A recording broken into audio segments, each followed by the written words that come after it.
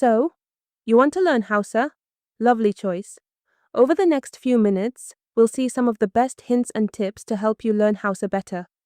All the ideas presented here are drawn from research on second language acquisition. First, a warm welcome. Hausa is one of the great languages of Africa. Tens of millions of people speak it across northern Nigeria, Niger, Chad, Ghana, and the wider Sahel. You are not learning something small or obscure. Part 1. The 8 Principles. This is how language actually goes in. Principle 1.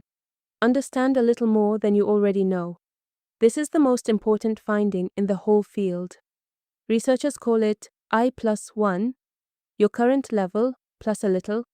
So find Hausa you can mostly follow and stretch just past it, something where you catch most of it and have to reach for the rest. That reaching is where the learning lives. Principle 2. Produce it. Don't just absorb it. Here's the surprising part. Listening alone is not enough. Researchers followed immersion students who understood almost everything they heard and still couldn't speak well years later. Understanding and producing are 2 different skills. When you try to say something and can't quite find the words, your brain notices the gap. That noticing is the engine. So don't only consume Hausa, speak some. Principle 3. Speak before you feel ready. Most learners wait. They tell themselves, once I've studied enough, then I'll start speaking. But that day never quite arrives. Confidence doesn't come before speaking. It comes from speaking. The fastest learners flip this completely. They start talking immediately, badly, but still talking it, and let real conversation pull their learning forward. So start now.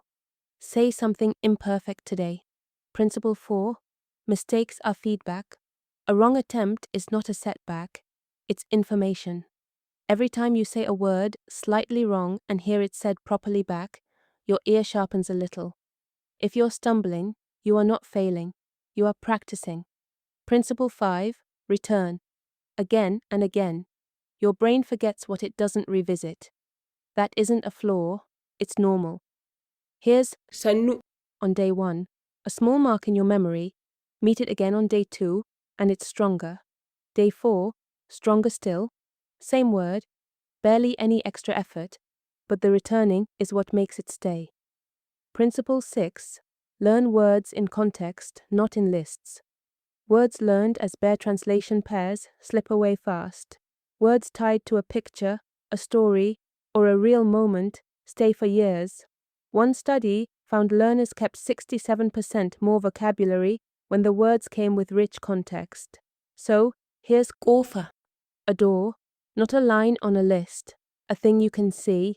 A picture gives the word a place to live. Principle 7. Learn chunks, not random words.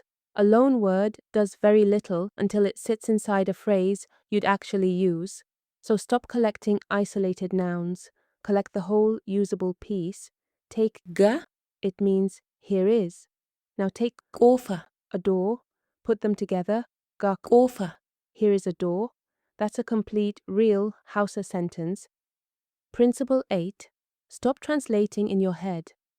The slowest habit in language learning is treating every sentence as code to be broken back to English. Fast learners build a direct link instead. The word goes straight to the thing, the picture, the moment. No English in the middle. It feels strange at first, and then one day it doesn't. Part 2. Let's put it to work for Hausa with simple habits you can start today. Before you read a word, hear it said a couple of times, then say it out loud yourself. We have a free beginner Hausa lesson pack with MP3 audio that you can download from the link in the description. One of the best tips is, you do not have to wait until you can build a full Hausa sentence before you start using Hausa.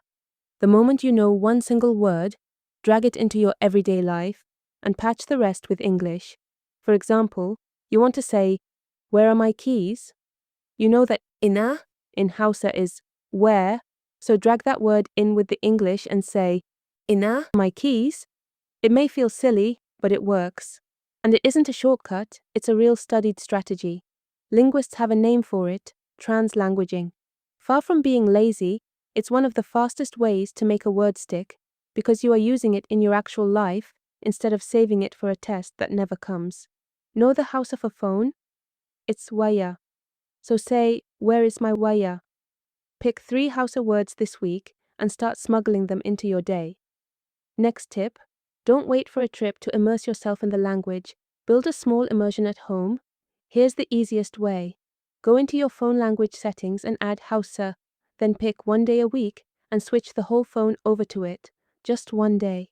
Switching forever is overwhelming, but 1 day a week will actually help, because suddenly the device you already touch 100 times a day is teaching you with no extra time on your calendar at all. And while you're at it, label your home. A sticky note reading "Kofa" on the door, "Taga" on the window, "Tabor" on the table. That's the whole technique. You'll learn those words without ever sitting down to study them, because you'll walk past them 20 times a day. The word stops being a line in a book and becomes the thing itself. Say the word as often as you see it, 20 times a day. Next, talk to yourself, constantly. This is the one people feel shy about, but nobody is listening, and it's the one that moves fastest. Narrate your day out loud, in the kitchen, on a walk, in the car. Describe what you're doing, in whatever Hausa you have, patched with English. Talk to the mirror, record yourself, and play it back, which is deeply uncomfortable and enormously useful. These tiny speaking reps add up faster than any amount of silent study. Remember, nobody is listening. Here's one that will save you hours. Guess before you look it up. When you're listening or reading and you hit a word you don't know, the instinct is to stop and look it up. Resist it. Just for a second. Look at the words around it. Take a guess. Even when your guess is wrong, you've just trained your brain to do the thing fluent speakers do constantly, which is interpret from context. And when you're right, that word sticks far harder than if you'd simply been handed the answer. Next, goals. Learn Hausa is not a goal. It's a wish. It has no finish line, so you can never feel you've arrived, and that is exactly how motivation dies. Swap it for something you can finish. Greet someone and ask how they are. Count to 10 out loud. Name 5 things in my kitchen. Those you can hit this week. Then stack the small wins. And finally, a rhythm you can actually keep. Here's what a good day looks like. 15 to 20 minutes listening to Hausa you can mostly follow. 10 to 15 minutes speaking out loud, even if it's only to yourself. 5 to 10 minutes returning to words you've already met. That's about half an hour, not heroic, but repeatable. And repeatable is the whole game, because little and often beats one long cram every time. Treat it like brushing your teeth, small, daily, non-negotiable. The language becomes yours quietly while you're not watching, and that's how a language goes in for good. If you'd like to keep going, go get that free starter. It teaches the special consonant sounds of Hausa and a few first words, including the question words: what, when, how, which, here and there, and counting to 10. Each word has an audio companion, so you can hear it and say it correctly. The link is in the description. And when you're ready for the whole path, check out Hausa in Pictures and Practice, Book 1. It's a full illustrated foundations course on Hausa language, every idea anchored to a picture, audio throughout.